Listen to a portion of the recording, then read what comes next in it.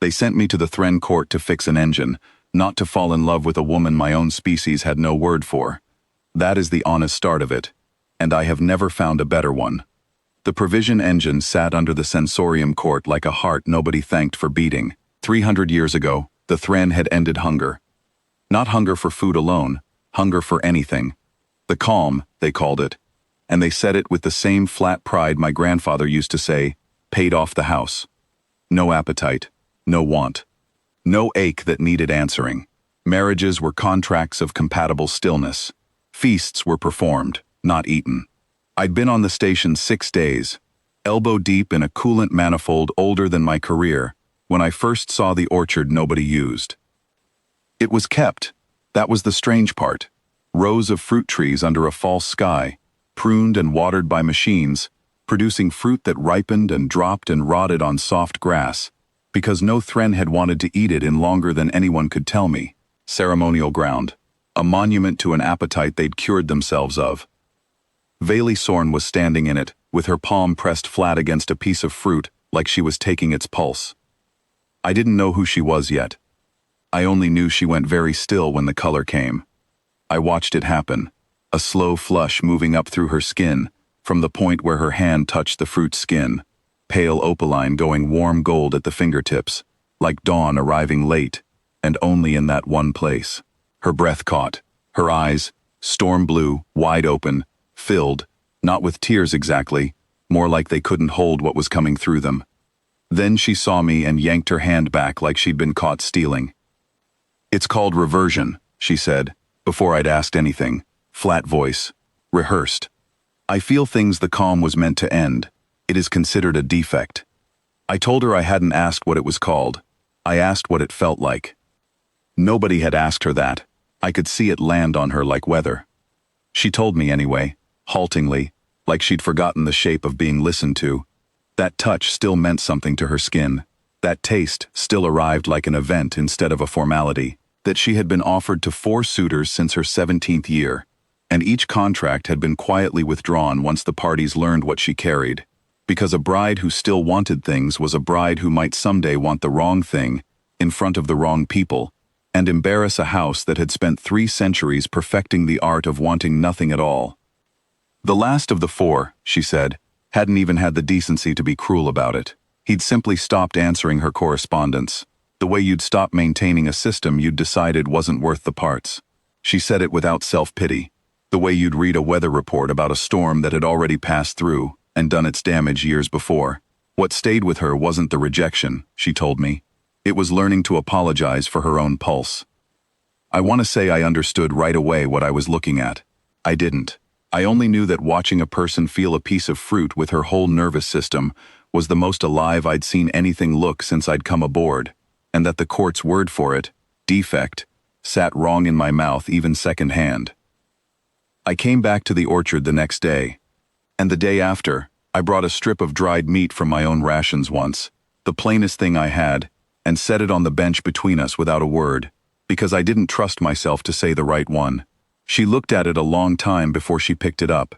When the taste hit her, I watched her hand find the edge of the bench and grip it, watched color climb her throat like a held breath finally let go. I didn't look away. That was the whole of what I did. I didn't flinch, and I didn't perform sympathy, and I didn't tell her it was beautiful, because she didn't need my verdict. She needed one person in 300 years to just watch her feel something and not call it a wound. "You're not disgusted," she said, on the 9th day, like she was still testing the sentence for weak points. "I'm an engineer," I told her. "I spend my whole life fixing things that are supposed to feel a current, and don't. You feel everything. That's not the broken part of you, Veli. That's the part still switched on." She didn't answer that day. She only turned her palm over, slow, and let it rest an inch from mine on the bench, close enough that I understood it as the bravest thing she'd done in years, and I let mine stay exactly where it was, and didn't close the distance, because the choice had to stay hers the whole way down. Word travels fast in a court with nothing else to feel. By the time First Warden Kess summoned me, a tall, ash-pale man who spoke the way still water looks, like nothing was happening underneath, half the sensorium court already knew the off-world engineer had been meeting the reverted princess among the rotting fruit. "She is not a bride," Kess told me, in the voice of a man reading a maintenance log. She is a variance the calm failed to correct. Kindness is not owed to a malfunction, it is wasted on one.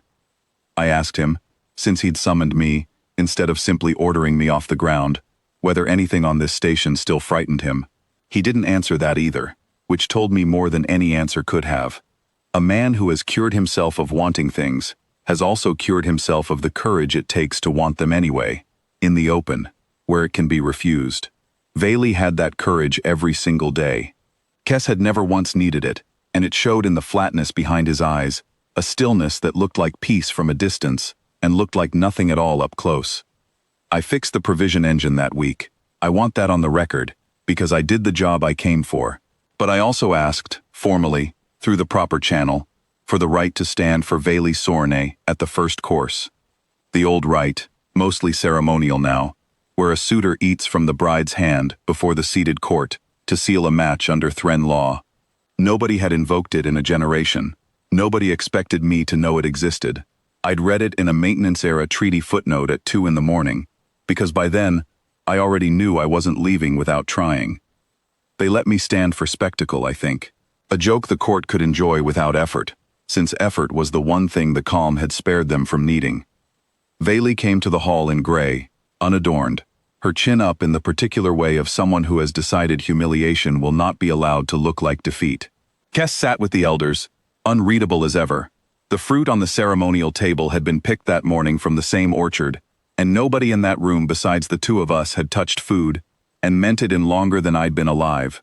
She held out a single piece, the same variety I'd first watched her hold, gold-fleshed, ordinary, and her hand was steady, but her eyes weren't, wet, composed, waiting to see if I'd flinch the way every suitor before me had.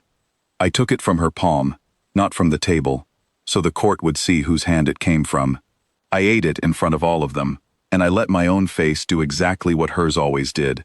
I let them see it land, the taste, the small unguarded jolt of it, because I wasn't going to make her the only person in that room, willing to be seen feeling something. The silence that followed wasn't the calm's kind of silence. It had weight to it. Kess didn't move. Veli did. Her breath left her all at once, like something she'd been holding since her 17th year, and her hand found mine on the table and didn't let go. Contract stands, the eldest elder finally said, sounding almost affronted that it was true. Afterward, in the orchard, with the false sky going gold the way it always did at the hour they called evening, Veli asked me if I regretted it, the whole court watching, the talk that would follow us for years.